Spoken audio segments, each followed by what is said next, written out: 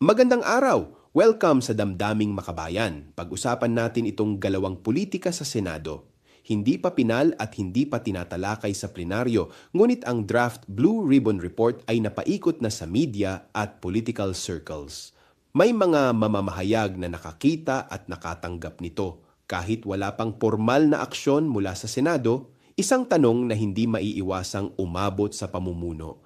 Bilang chair ng Blue Ribbon Committee, may pananagutan si Ping Lacson sa daloy ng ulat at proseso ng investigasyon. At bilang Senate President, hindi rin maaaring iwasan ang tanong sa papel ni Tito Soto kung bakit ang isang sensitibong draft ay nauwi sa leaks imbes na dumaan muna sa plenaryo.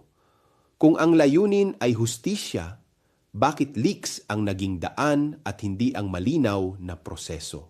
Sino ang nakinabang sa paglalabas ng draft? Sino ang pinrotektahan? At sino ang sinakripisyo? Kapag ang investigasyon ay ginagawang pampulitikang bala, nawawala ang kredibilidad ng institusyon at napapalitan ng intriga ang pananagutan.